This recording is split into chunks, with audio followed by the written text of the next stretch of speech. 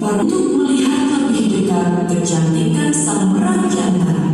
Mereka kagum akan kecantikan burung merak. Wah, mulai kamu sungguh indah dan cantik merak. Tentu saja, mulai dari ujung kepala sampai ujung kuku kaki, semuanya cantik bukan? Sangat cerdas loh. Aku hanya kagum. Dan dia memamerkan kecantikannya pada seluruh penghuni hutan. Akan membuat seluruh hutan ini terpesona oleh kecantikanku dan kepintaranku, sehingga mereka bisa tundukkan. Ada besar benarnya, pakai semuanya ya. Tidak hanya itu, ia juga merendahkan ayam dan angsa yang tidak memiliki bulu secantik dirinya. Ayam dan angsa tidak habis pikir akan kesombongan burung merak. Ia memang cantik dan pintar, namun tidak dengan hatinya. Hari terus berganti. Merak terus mencari perhatian dari semua hewan. Hampir semua hewan telah ia ajak adu cantik dan pintar. Ia mendengar kancil adalah hewan tercerdas di hutan itu. Merak ingin mengalahkan kancil supaya hewan-hewan beralih padanya. Merak pun segera menemui kancil. Sesamanya di sarang kancil, kancil sedang tertidur pulas. Kecil, bangunlah. Aku ingin berbicara kepadamu. Merak, kenapa kau di sini? Aku ingin menantangmu untuk adu kecerdasan. Ku dengar kau yang tercerdas di sini.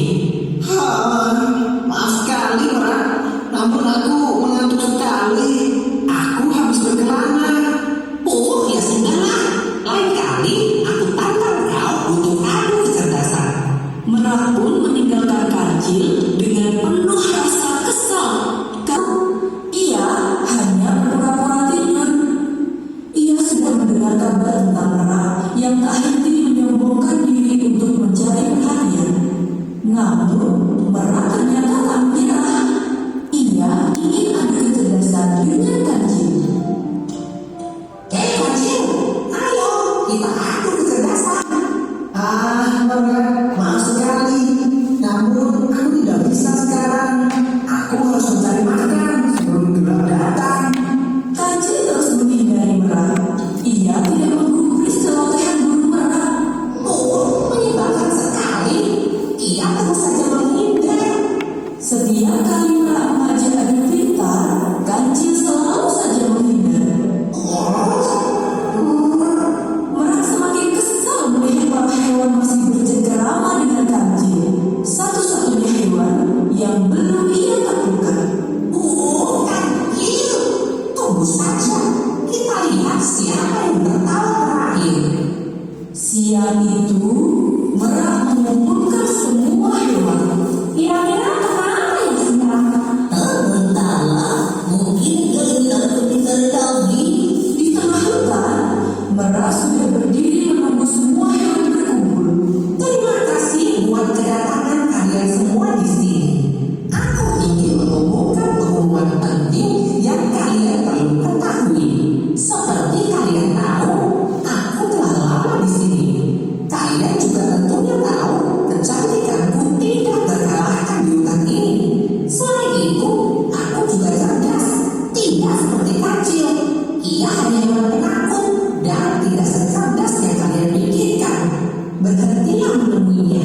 Jika kalian ada masalah, ceritakanlah padaku. Jangan temui si kancil. Para hewan hanya terbengong mendengarkan pernyataan si Merak. Kurasa kita harus berbicara pada kancil, angsa. Iya betul. Kurasa hanya dia yang dapat menghentikan pola si Merak. Maka ayam dan angsa pun segera pergi ke tempat kancil untuk meminta petunjuk. Saat itu, kancil berada di tepian sungai. Ia sedang menikmati siang dengan bermain air. Ia memang tidak diundang oleh Merak. Segarnya air sungai ini. Hei kancil, di sini kau rupanya. Hei induk ayam, induk angsa, ada apa? Apa yang bisa membantu? Kancil mendengarkan keluhan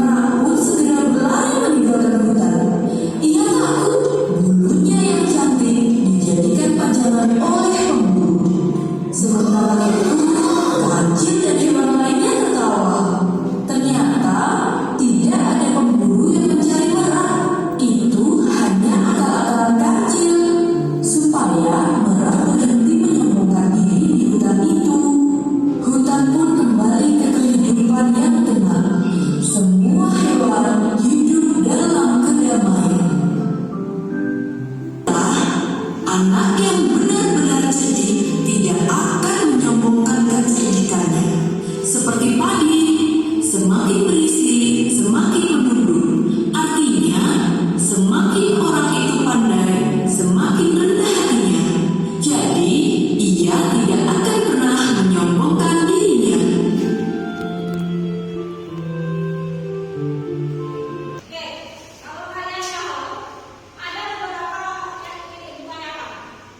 Setelah kalian menonton, yang ditanyakan adalah yang pertama, siapa tokoh dalam cerita tersebut? Terus,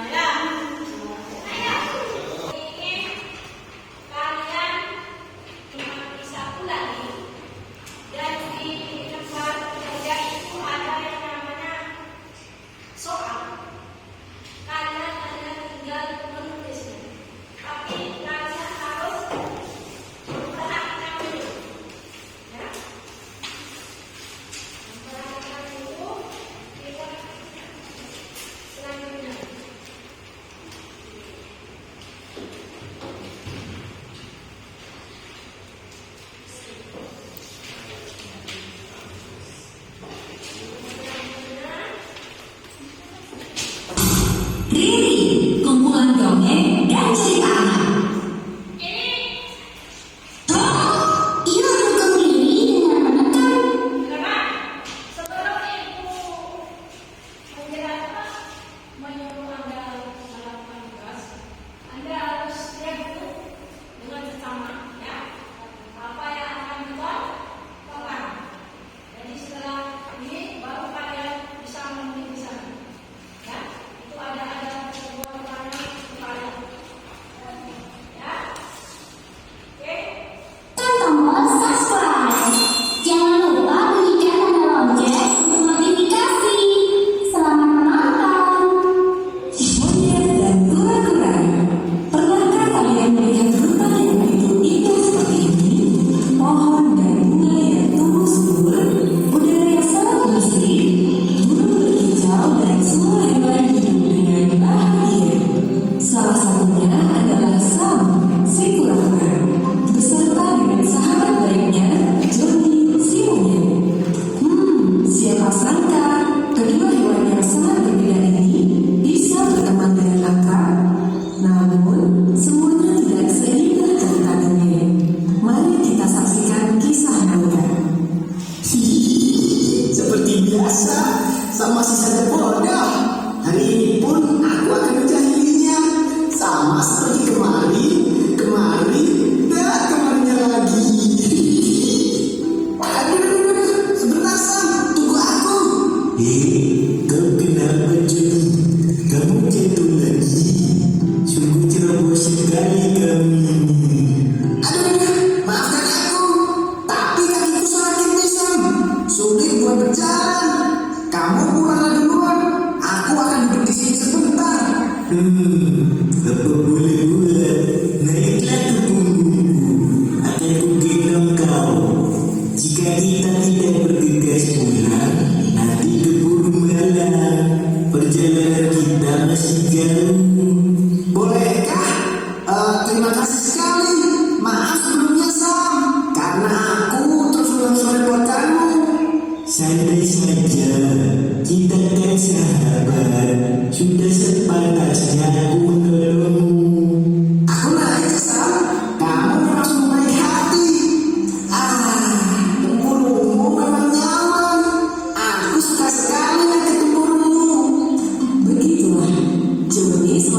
menjahit dan memanfaatkan kebaikan hati Sam.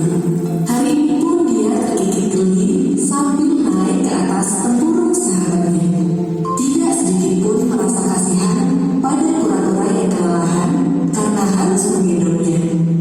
Pagi hari berikutnya, Johnny memiliki rencana yang sangat bagus. Benar-benar bagus.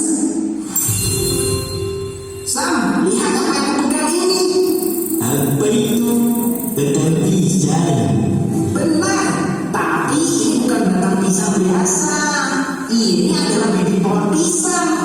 Apa bedanya? Kamu ini, dengarkan aku baik-baik. Aku punya ide. Bagaimana kalau kita menanam pisang supaya kita tidak perlu capek-capek berjalan mencari makanan? Kalau kita menanam itu, kita tidak perlu lagi keliling hutan untuk mencari makan. Benar sekali. Berarti kita tidak perlu lagi berjalan jauh.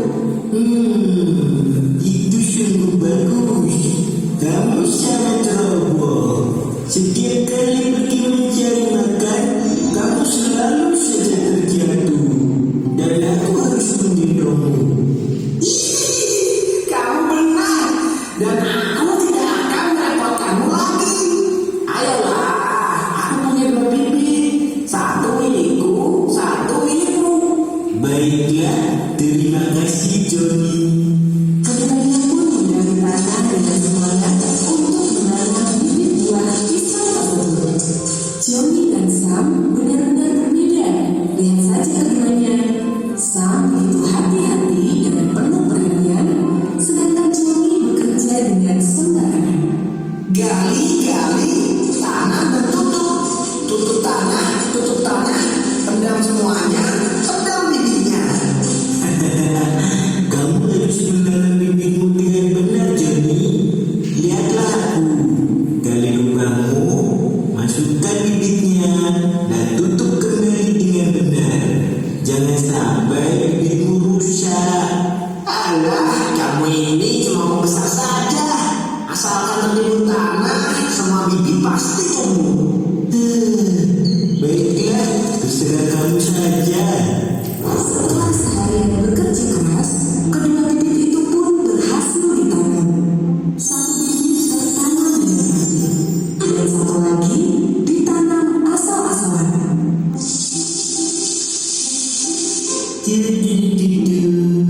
Sungguh pagi yang indah. Minumlah yang banyak pohon pisangmu.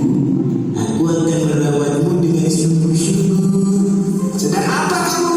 Setiap hari repot sekali mengatur air untuk menyiram bibit itu. Musim demi musim telah berganti.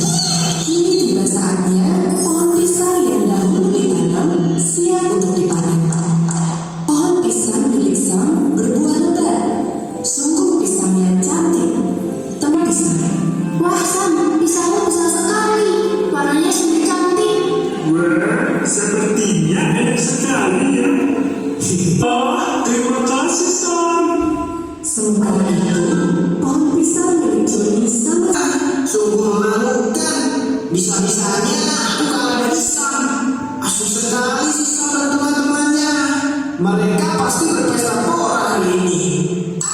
Siapa bilang aku tidak bisa makan pisang? Aku aja nih, si banyak akal. Aku memang salah karena tidak mendengarkan nasihatmu. Tapi Sam, bagaimana caramu memetik buah pisang itu? Apa kamu bisa memanja? Itulah yang sedang kami diskusikan Johnny. Kami semua tidak bisa memanja. Benar, sayang sekali kamu tidak bisa memanjat. Bagaimana kalau kita lakukan saja? Ide bagus. Nanti kami akan memberi beberapa buah pisang sebagai ucapan terima kasih. Oke, semua sudah setuju ya. Aku akan mulai memanjat. Kalian santai saja dulu di bawah. Johnny pun mulai memanjat pohon pisang itu. Dalam 1-2 lompatan saja, dia sudah sampai di atas. Wah, kelihatan enak ini. Hei Sam, aku coba cicip satu dulu ya. Dari warnanya sih kelihatan